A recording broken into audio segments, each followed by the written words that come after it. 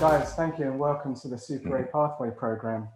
You already know Josh, you already know me, and the whole idea is this program is going to encourage other people to actually want to participate, because when we all set an intention, some people call it a goal, but we're talking about intentions here.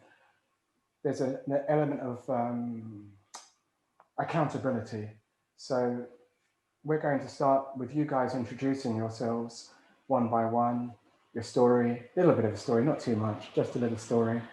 And then we'll take the meeting from there. So, Catriona, ladies first. Well, I lost about 20 pounds about 14 years ago, and completely changed my life. Energy levels, just whole outlook on the world changed. And sort of 14 years later, I'm still roughly the same sort of weight and dress size, and just it's a way of life now. So there's. What was your moment that you decided you have to make a change? Was there a moment? Was there a something that happened? Was there a life-changing moment? Anything that would have made you make that decision? Yeah, just that this was the right time. I was probably 42 at the time, and seeing where my contemporaries were going and realizing that wasn't where I wanted to go, and just realized that my grandmother died at 101 and realized I had potentially 60 years. So I needed to be at my best for those 60 years rather than slowly deteriorating. So. You don't have any issues. I mean, what about the people around you? Are you motivated by them, or do they motivate you? Yeah, I mean, that's obviously hugely important. I think if you're surrounded by people who have a very different attitude, who eat badly and don't exercise, that can be very bad. So I have developed more friends with people who have a similar mindset. And that is, hugely important, to have a group of people that you can aspire to, and potentially aspire to you. Actually, it's even better. They certainly inspire you to do that. So. Thank you. Paul, hi. Hello. And thank you for coming online with us, and you're about to share your story, so please go ahead. What's my story? I exercise, well, I've always exercised, and recently, I suppose about the last 4 or 5 months ago, I stopped smoking, which I used to do since I was 18 every day. Are we talking about cigarettes? Well, more like weed, really. Right. And but you know, I used to obviously put tobacco in the weed, and the last 19 years, every day, you know, waking up in the morning and smoking. And what I used to do actually was exercise, and then I'd go outside and sit in the garden and have a couple of spliffs, and then it got your own heart. Yeah, and then I'd have one before lunch, and then a couple after lunch, and then I'd go to work, where I'm a teacher, and the kids would really get to me, and I'd come home, and the first thing I'd want to do is go outside, have a couple of spliffs, and then obviously after you've eaten, you have a couple more. And then it was to the point of I'm going out, I'll have one before I go out. So I was quite a heavy smoker, to say the least. Would you call it an addiction? Oh God, yeah, without a doubt, definitely. And we went away for our 19th wedding anniversary, and we went to a lovely restaurant by the beach, and we had a good 3-hour lunch. And the next day I woke up and I just thought, right, that's it. That's enough of that. I don't want to do this anymore. It was more to the point that I couldn't sleep. I would wake up halfway through the night not being able to breathe, which was a real problem. And I mean, not even being able to take a deep breath or yawn. So my body was kind of telling me that you've got to change your lifestyle. And don't get me wrong, I love weed. I really do. I love the feeling it gives me. I love the state of mind I'm in when I smoke. And I love the clarity of thought that I get as well when I do. So there's a lot of positives. but it was purely a health issue. The main problem I had was my wife smoked, obviously, and she didn't stop when I stopped. So the first few weeks were quite difficult, but I got over it. I mean, I have, the key for me was to find interest in other things. So when I would normally go and smoke, I'd go and do something else, if you see what I mean. So it was breaking the pattern. That's the important thing to do.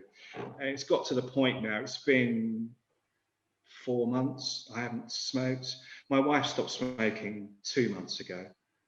And my friends still smoke. They come round and they smoke. But before, when people smoked in front of me, you had that craving. But I don't have that anymore. And I'm quite happy for them to smoke in front of me. It really doesn't bother me at all. Very good, Paul. Yeah. Very good.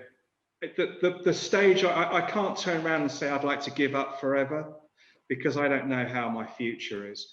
But I'd like to get to the point where I can have one occasionally, you know, and enjoy it for what it is. My only worry is that the weed is so strong that if I have a spliff now, I'll probably pass out.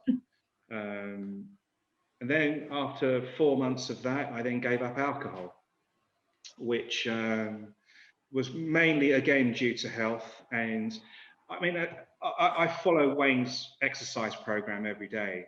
And what it was doing was, it wasn't letting me lose weight. It was basically maintaining my weight. So with my lifestyle of drinking every day as well, it was maintaining that. And I felt it was time now, as I was going up a notch on my belt. I got to a third notch, which I'd never been to. And 2 was like my limit. And I thought, oh, I've got to do something about this. And with the lockdown that we have in Spain, all the bars are closed. And we have every Friday and Saturday night, we'll go out and we'll hit all the bars in the village. We've got like a lot of bars in the village. So we have a circuit that we'll go on. And I live in a wine growing region. And so the wine here is really good. And so to stop that was quite difficult, I have to say. But at the moment, that's been about a month. And I'm not missing it, which is quite good. You sound like, Paul, it's all or nothing. It's like some people say, one's too many, 10's never enough. Is that the case with you? The problem I used to have was that if I would go out on a Friday night and, you know, we'd drink quite a bit. Right. And then I'd come home, and then once you've had a tipple, you want to smoke. But the thing that I noticed the most, because I've given up smoking before and it never really worked. It would last about a month. I think the longest I did was about 3-4 months. And then I started back again because I was drinking. And I found when I gave up the smoking, I was still going out drinking. But it got to the stage after a couple of months where I didn't feel the need to have a smoke as well. Mm-hmm. And once I got over that, I knew I cracked it. Good for you, man. It was just a case with the alcohol. I'm amazed at the change. I sleep like so much better. Yes. I mean, I put my headphones on when I go to sleep and I listen to whatever's I'm listening to on YouTube, and literally in about 10 minutes, I'm out and I sleep the whole night. I'm not waking up 2 or 3 times in the night to go to the toilet. My joints aren't aching. My temper is a lot better as well. Excellent. You know, my levels of aggression have gone right down. As well. No, seriously, my brother can you know, it's all or nothing with that, and it's amazing the change. My body's slowly getting there. I'm not on the 3rd notch on my belt anymore. I've gone down to the 2nd notch, which is good. And but the key for me is I don't set myself goals. I don't say I'm going to do this for a year. I'm going to do this for 100 days or whatever, because I know there's a lot of things out there on YouTube about stopping alcohol for 100 days. And I don't really want to do that. I just take every day as it comes. Okay. And when I get a craving, one thing I have read is that cravings only last for about 10-15 minutes. And it's true. You get a craving and then Literally 10 minutes later, what I tend to do is try to occupy my mind with something else, and that happens. It works. Great, Paul. So, last but no means least, Kay, you've got something odd in the background going on. Yeah, you see, this is the world. You see, I have to say, it's my world. But so look, well, you can see my name is Kunwarjit. Everyone calls me Kay. For the guys that don't know me, it's obviously a lot easier to say. And I've got Please a somewhat pronounce your name again. Kunwarjit. And you know what? Kunwarjit. It means prince in from India. There you go. Okay, I like the name Kunwarjit. But carry on, sorry. But The Prince of Datchet. The Prince of Datchet. Prince of Datchet, who's a West Ham fan for my sins. So I've got somewhat of a much more of a boring, I suppose, backstory, if you want. Not as glamorous as the guys. I'm a mild-mannered accountant.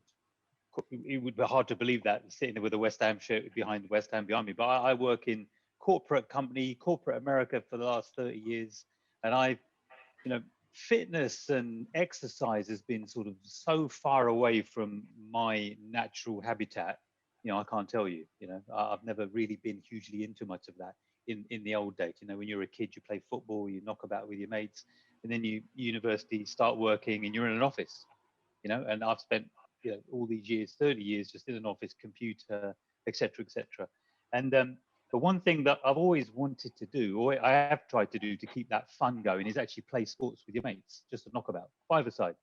And football means a lot to me, even though I support West Ham, I have to say. So you try and play football out in the park to drown the sorrows of the Hammers losing every week. So, you play with your friends, and you've done it for years and years and years. And, there was a time where I was playing maybe 2 or 3 times a week. I'm not very good, but I like the fun, the banter with your mates, it's so you're actually exercising without realizing you're exercising because you're having a laugh, So things like gym work or, lifting weights or, running on a treadmill for an hour or whatever it would be was nothing I would ever do, because for me, it was a bit boring because A, I couldn't do it. And secondly, it was hard work. More importantly, I couldn't talk to anyone, right? So therefore, I just steered completely away from that.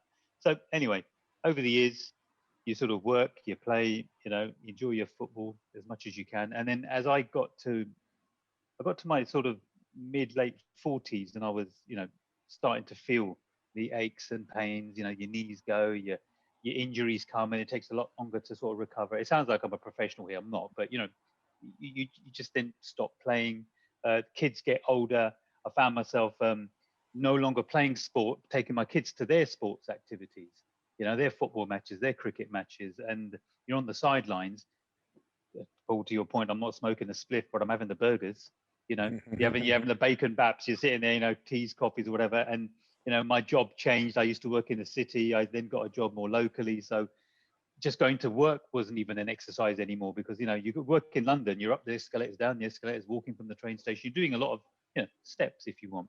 Then I got a job locally. You're sitting in the office, tea, coffee, and of course, being a bit of a tight-ass accountant, they gave you free biscuits and bread and toast, and God, I was stuffing myself with biscuits and all day.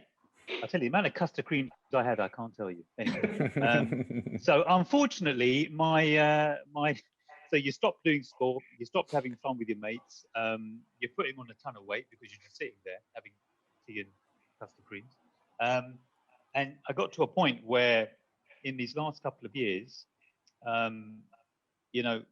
something tipped me, because the tip was that I wear a turban normally, right? And the turban didn't fit me. That's how bad it got. I needed an elasticated turban to put on my head. It was ridiculous. My tummy was hanging over my trousers, You'd stand there in the office and you're trying to talk to people, and you're having a laugh with some of the young guys in your team about football and sports and whatever. And I used to play five-a-side, and you started hearing yourself thinking, I used to play five-a-side.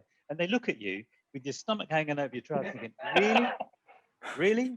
What were you, the referee? Or were you the goal? Stuff like that. So it was like, you know what? And I thought, no, enough of this, right?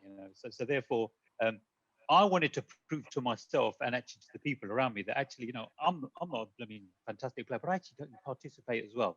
I'm not an old codger you're going to write off, because they get to you over 50, you're written off, and that's the sort of thing you want to say, no chance. So I'm 54 now, right? So therefore, it's a case of you never write anyone off. So I started to sort of look into the exercise for me, no, not for anybody else, because people have lots of goals and aspirations. You know, they want to look good for someone in particular, or they're getting married, or whatever it may be. You know, this is for you. So this is for me to think, you know, I've got a bit of personal pride. I want to go out there at 54, 55 and actually play football, have a laugh, and prove to myself that I can still do it. In order for you to do that, that meant I had to stop the custard creams, I have to say, for a start, which, by the way, was the hardest challenge. Forget the spliff ball, the custard creams. It's a killer. So you do that. You start going on a journey, thinking, okay, I now need to take care of myself, for myself, family as well, but for me. So you start watching what you eat, and you start to sort of exercise. You know, obviously you spend time with Josh, and you know, you look at the programs that you guys have got going on as well, and you're more aware of your body. You know, and it then becomes, because it's something that's not natural to me. I don't like hard work, sweating. I don't like it. I don't like. I like it when I'm playing football, because I get my mind is off it. I'm actually too busy playing the game. But when it's just you've got to really focus your mind and think, look, the goal is to actually feel good, be good, and participate in the sport that you really enjoy. So there is something at the end of the pain. But now I've got used to doing it.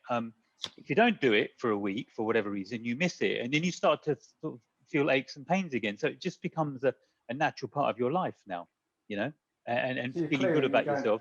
As you said, you don't drink and you don't smoke. No. So what you're actually doing now, that you've taken the actual idea of exercise from being an extrinsic motivation where you're trying to prove something to other people, to it now becoming an intrinsic motivation where you are doing it for yourself because you enjoy doing it for yourself. It's a way of life.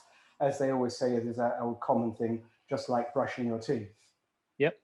Do you believe that's where you're at the moment? Yeah, no, that's a good analogy. Brush your teeth twice a day. I'm not saying I'll do this twice, 3-4 times a day, but you know, you're absolutely right. It's actually it's part of your routine. It's part of what you do. Now, for me, I get up and I've got work to do. Computer's on. I've got Zoom calls. I'm all over the place now. Beforehand, I would have just carried on and done it for a week, 2 weeks, or whatever, and we're locked down now for nearly a year. But I find myself getting up, walking around, stretching. I have a jump car, you know, despite the West Ham Stadium. I mean, I do have a jump car, and I'll find myself just dropping up and down on that, stretch a bit, move a bit. But in the past, I would have just frozen at my desk, and I would have been like this. And then at the end of the day, my shoulders are gone, my arms gone, and I'm now much more bodily aware. Okay, and I think it's benefited me hugely, particularly in this last year where we've just been stuck at home. I've not been able to go anywhere. Normally, you know, you're in and out of the office, you're walking around, you're mobile. So if I hadn't done this or hadn't started this journey, I think I would be in a much worse place. Thank you. Kat, I'm looking at the rebounder behind you, and I'm looking at your cycle machine. Yeah. You don't strike me as a sort of person that needs motivation. Do you need to have to sometimes temper what you do? Do you go overboard with exercise to the point that you're literally running yourself into the ground exercise-wise? Yeah. Well, I'm certainly slightly under the weather now, which is maybe why. I did start the new year. Christmas was fun, just eating and drinking. We ate many mince pies. When mince pies came out in November, so I had to start from November. And now Easter eggs are out. So now I'm thinking Easter eggs, that's it. Cadbury's cream eggs are out. Now it's not even January.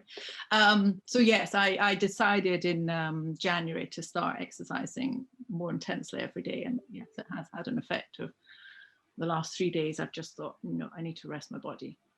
But I mean, I've been doing this for long enough. I now know my own limitations. I know how much I can drink if I want to drink, and the effect it has on my sleep. As Paul was saying, it's quite miraculous. My second glass of red wine, and it's just like, I regret it. But one glass is fine. It's quite a large glass, but it's still one glass.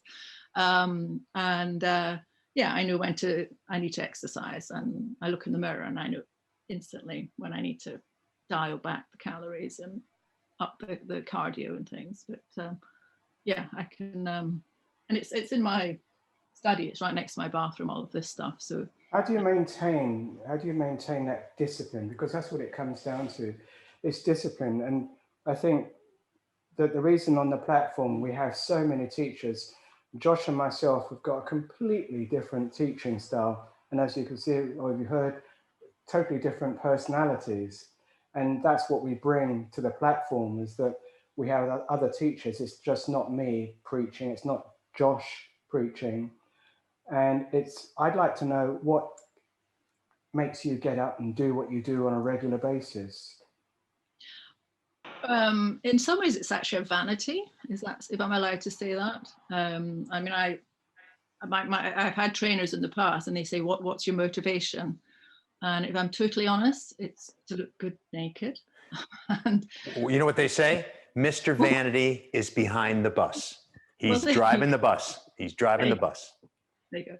But it's also become intrinsic. It's internalized now. I don't want to go back to being unhealthy and overweight. I suppose I don't want my kids to see that either. My kids are both very athletic. They've seen both their parents always doing exercise, eating well, and they're both, very good runners. And my son's an Ironman, and all sorts of activities that he does.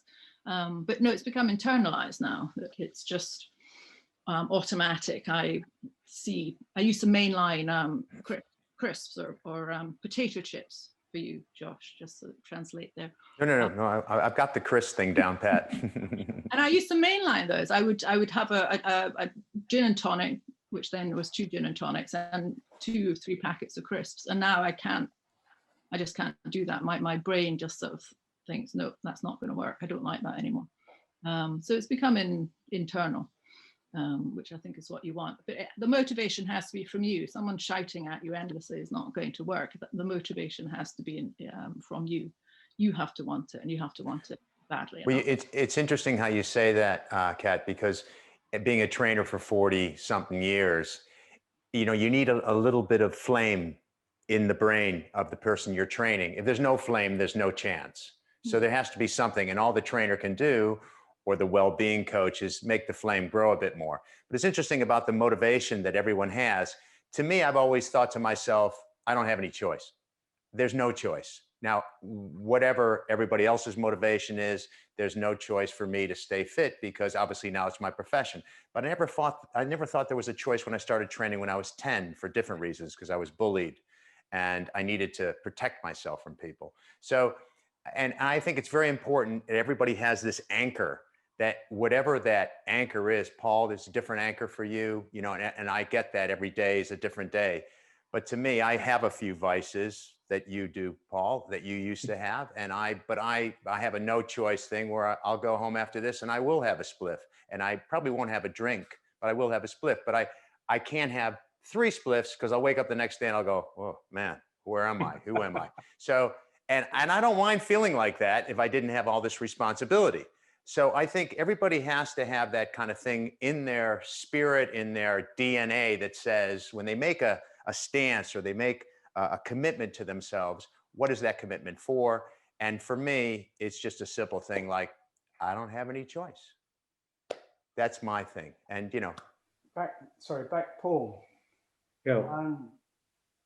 When you've actually said what you said publicly, not to friends, not to family, when you said it on a public platform, do you feel a sense of camaraderie maybe with other people in this group, of actually saying, well, I've said what I said, and I will make it my intention? I like the way you don't set goals, because I think that's really important, because that's a misnomer to actually say, I'm going to set a goal, because once you've achieved a goal, you're back to square one. If you've achieved it, if you've said, oh, I've lost that belly, did that. I'll have a cream cake. Yes, of course.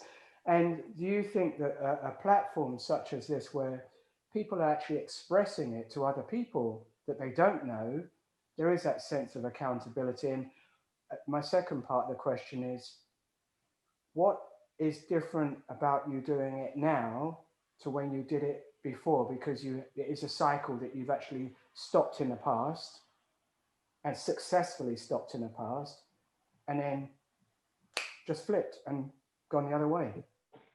The difference, and does this, something like this, when you're talking to other people, does it make a difference as well?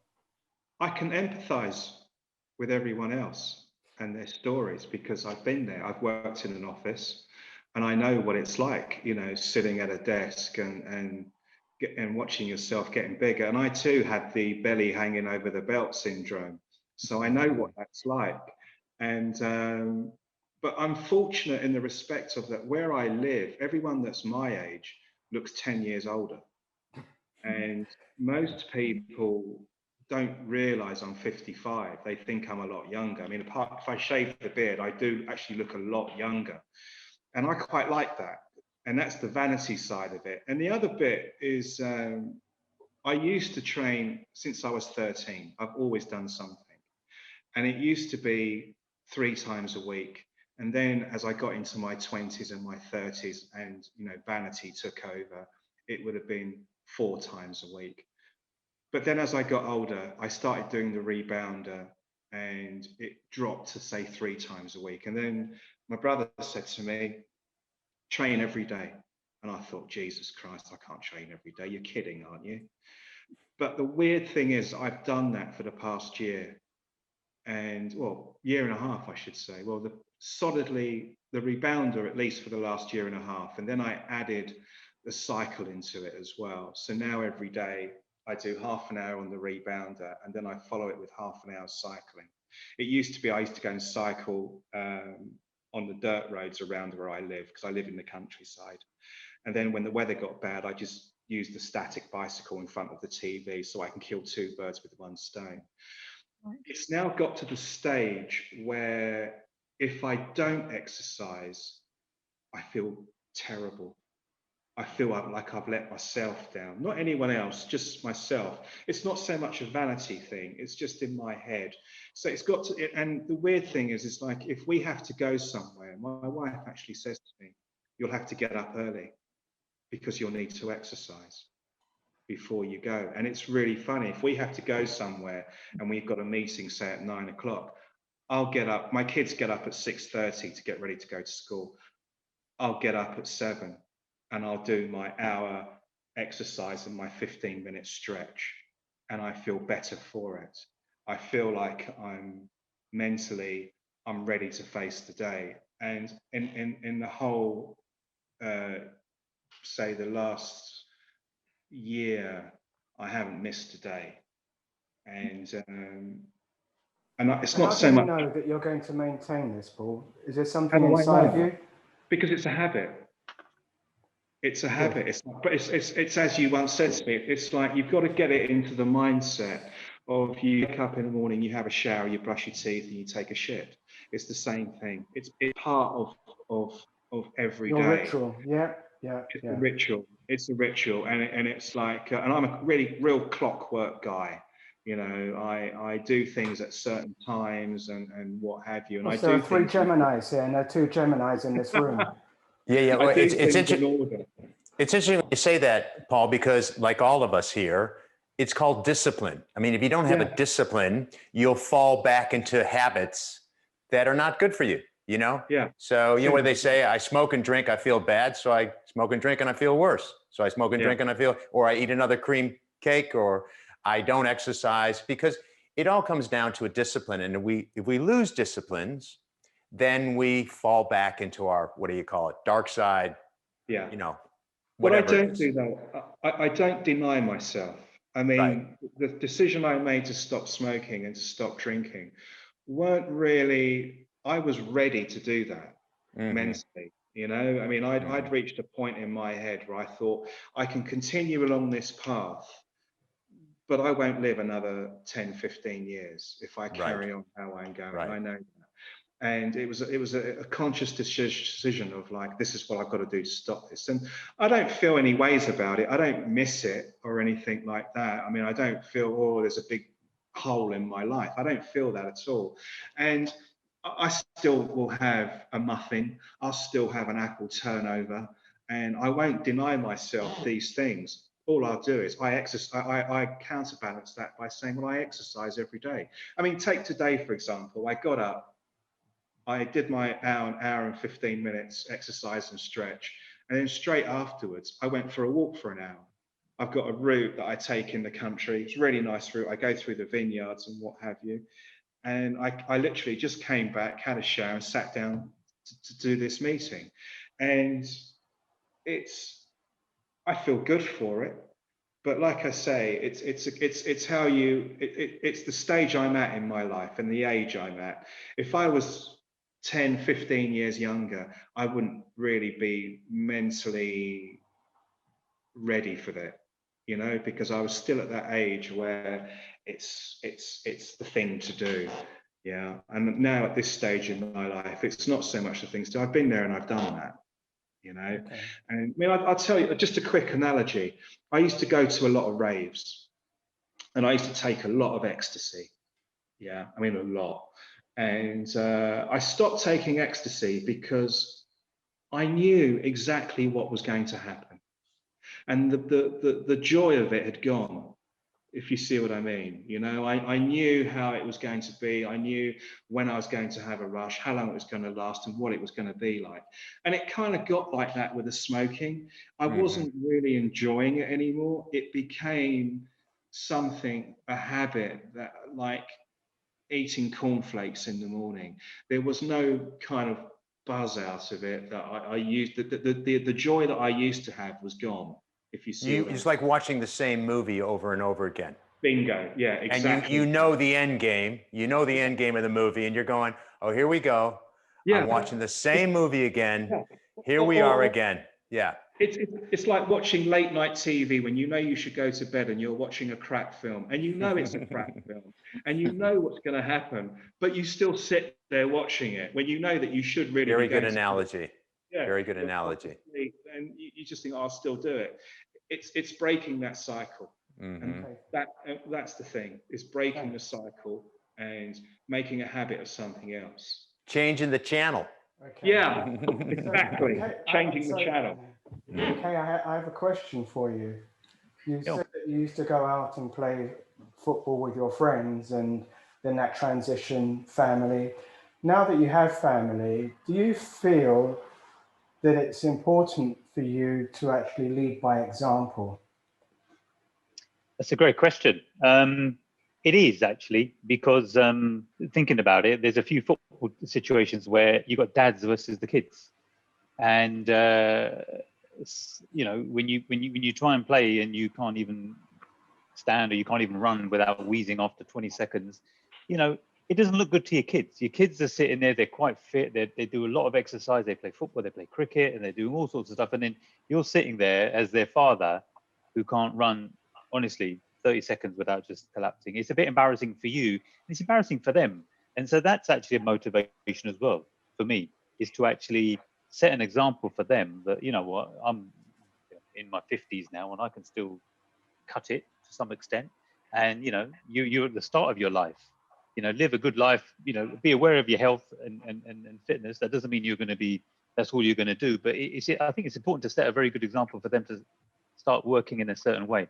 I don't know, I mean, I'm sure they're going to enjoy all the vices of life and all the things that we've all done. But as a parent, you know, you've got different responsibilities. If you're on your own and you do it for yourself, fine, but you do have to think of the bigger picture. I want to be around to see them have their kids and enjoy that as part of life as well. So you start to think like that, you know, you do think of, you know, years ahead and you know, your mortality. That sounds very doom and gloom, but in order to get there, you need to make some changes. You need to put the effort in. You also need to sort of stand up and be counted, because, you know, it's the truth. And I think that, just to sum up this meeting, is we all have a collective aim, and that is to live a healthier, longer life.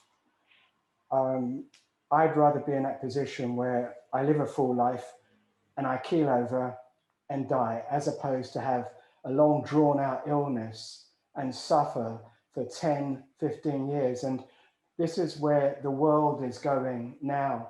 There was an article in the BBC that this lockdown, people that purchased all of the exercise equipment in the first lockdown and were motivated to exercise, it's been the polar opposite. That same equipment now, not like Kat, but positioned where her cycle machine is, they've become expensive clothes hangers. And that equipment they bought is now tucked away in a corner or behind the sofa. They said of this lockdown, which is the longer one, it has been a demotivation for people. So people are not intrinsically motivated. And that's why only 5% of people reach Super A status biologically younger than their actual age. And I'd like to thank you guys for coming on to the show today, because this is something that you all have a message. And in the same way, all of our trainers have a message to send out to people. And thank you so much for sharing your message on what it is that you're doing in order to actually achieve that longer, healthier life. Anything for you, Josh? No, I just think it's really great that we have a kind of variety of people and a variety of reasons why people want to make exercise intrinsic or well-being, let's say, intrinsic, because it's how you're thinking, it's how you're eating, it's how you're sleeping, and it's how you're exercising. And you know what? We have one life, and we want to enjoy the best we can. So, but I would say this: keep laughing as much as you can. Guys, thank you very much for coming on. Thank you. Thank you, guys. Yeah. Thank you so much. Have a good day, everyone. Cheers. Bye. Bye.